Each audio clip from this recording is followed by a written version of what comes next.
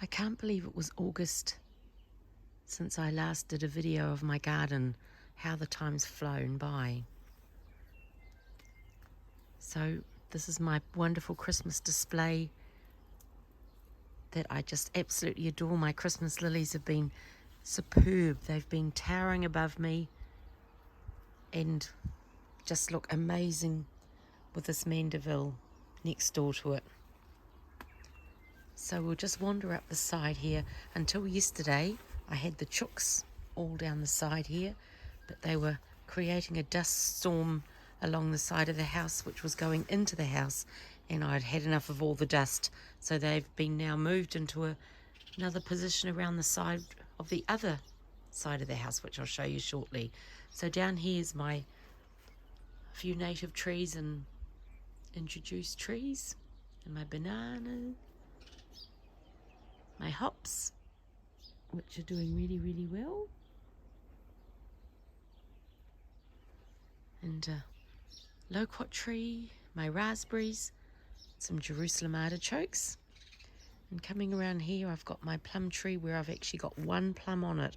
I bought the tree in a bargain box with no label, so it's going to be very exciting to see if I can work out from the plum and identify what breed it is. And then around here I've got more raspberries, and I've been picking them, and I'm actually making, oh, there's the right one in there. I've been making some raspberry vinaigrette as well as eating them. They're so yummy. Next year I'm sure we'll have so many I'll be able to make some jam, which will be pretty cool. This is my tree medic that's really gone well, and it's been flowering beautiful little yellow flowers, and it's a great little nitrogen fixing plant, and just a nice attractive plant. Then I've got my nectarine tree growing up there. No nectarines this year, but that's okay. Fig tree's got lots of figs on it, so they're going to be quite lovely. Then I've got my comfrey dotted everywhere, of course. And I've got my daylilies dispersed through the garden. So I've got some tomato plants in here that actually survived through the winter, and they've come on, so they've got lots of little wee ones on, so they can stay. Another apple tree, that's my Cox's orange there.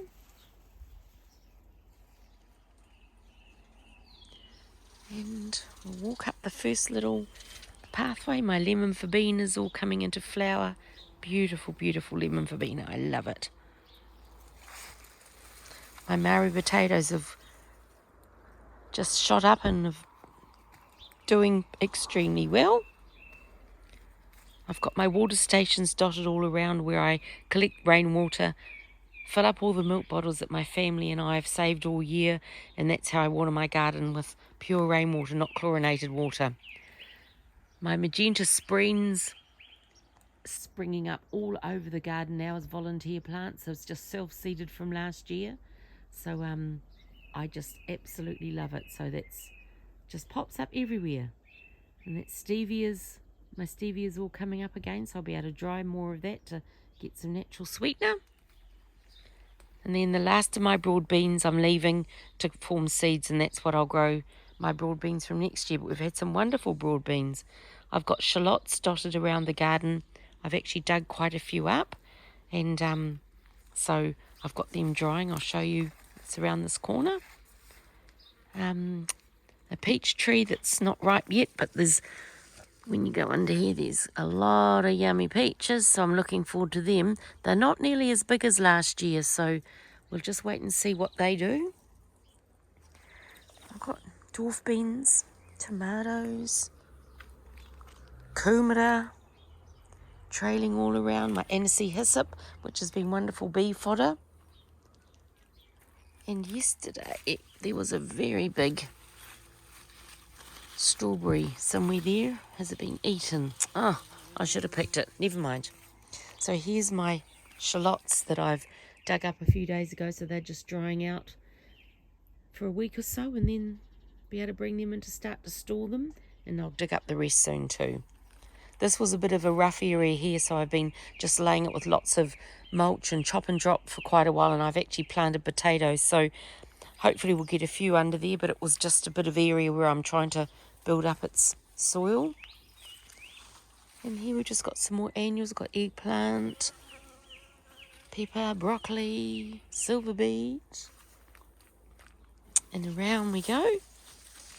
And then I've got my mulberry tree. And then beyond that, apart from the tagacesti there, I've got my elderberry, which hasn't got any flowers or fruit berries this year, but next year because it's going really, really big. So that's great. More dwarf beans and my mountain pawpaw. And inside, if you can, I'll zoom in. There's so many blossoms, and I'm just hoping some of these will set because it's been blossoming all the way up the trunk as it's grown, but I haven't actually had fruit set. So hopefully soon there'll be one that is going to grow and we can have some mountain pawpaw because they're so delicious. And I've got some runner beans running up my bamboo trellises. Leave the broccoli to flower. Number one's mainly for the the bees to get the flowers, and also seeds for my next lot of plants. More raspberries over there. And then down the back here, there's just a few potatoes and berries dotted around. There's my mandarin tree. My pineapple sage I've cut right back because it was just rampant all over the path and it was strangling everything. So that's been maintained a little bit. And then here we've got some bottle gourds going to grow. I've got more shallots. I planted an apple seed for each grandchild, and this is one of the apple trees just here, and it's actually looking really, really healthy. So that's doing quite well, so it'll be interesting if it ever produces a decent fruit. So we've got lots and lots of silver beet, which we eat every night. Love them. Another little fig tree down there. We've got a nashi pear. We've got my big tagacesti here, and now the seed pods are all drying off. We hear them cracking open in the day the whole time. It's just such a funny sound, so there'll be exploding seeds everywhere. And this is, each of these poles have got a grapevine growing up, and in time it's going to cover the entire pergola here, and so that in the summer we will have shade, and in the winter the leaves will die off and it'll let the sun in. So the little grapevines are doing really well. And I've also planted some runner beans just to make use of the trellis for now until the grapes have grown. And so they're doing well. There's some beans to pick. And then this is, apart from a few veggies tucked in here, this has been my pollinator garden where I've just mainly had flowers for the bees. So that's been really pretty. And I've let this lovely wild daisy grow because the bees love this. I've got my yacon is growing all right through here. And I've got pumpkins that have just come up, so I've left them. So we've got a nice little squash one in there. And there's a nice pumpkin coming in there.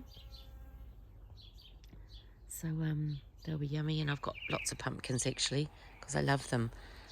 And there's just my aronia berry there. Tomatoes, silver beet, leeks, spring onions, shallots, cucumbers. This is another of my seeds that I planted from a random apple that I had bought. And this one's actually doing the best. Now this is my Jerusalem artichoke and comfrey walkway that I've created. So it's just for a bit of fun. So we're going to have Jerusalem artichokes all winter, which I absolutely love them. I could eat them every meal. Most delicious things. And so down here, this was all part of the chook paddock, and I've left this to be quite wild, and we've had lots of volunteer plants come up. I've got potatoes which I've planted. Pumpkins have come up on their own, and I'm going to leave them. They can ramble over this whole area. So I've got tomatoes, pumpkins, and the lettuce has come up. I've got a red Russian kale's popped up there. I've got a lavender, which is a bit random. So they can just stay there and do what they want. And then over here, this was all still incorporated from the chook run, so the soil's so beautiful. I've got zucchini down there, I've got tomatoes. And over here, this was the top of my greenhouse that blew over and smashed a while ago, so I've used the top of it as a frame. So I've got a beautiful acid-free tomato there. I've got there's boysenberry, there's raspberries, so that I'll just use this as a frame for them to climb up, so that's perfect. My peaches, I've got a black boy peach there, and this is just another yummy peach that I've grown from seed because it was a delicious peach, and they grow pretty much true to type, so it should be yummy. And then of course I've got more comfrey, and then my darling bees, so they're just starting to work because it's still quite early. And yep, so they're just lovely. Love my bees. And then this is now been fenced off as a chook run, so they'll have all down the very side there. And this is an area I'm developing up to be my annual vegetables and herb garden, so it's nice and close to the house. And last night until dark I was busy spreading mulch, horse poo, and I was chopping and dropping as I went. So I want to build up the soil here so that this is nice and easy to get from the house, my everyday veggies and herbs. And this is where I've got the chookies now, so they have all the way to the front fence. Sorry all the mess, this is where I fill my water bottles up, because these are my IBC tanks. And then that's Greenhills Paradise, and it is paradise. So Merry Christmas everybody. I can't believe where the year's gone, and to think that in April it will be 2 years since I started this garden from a bare lawn. So it's absolutely amazing what you can do on a tiny little area in the middle of a town.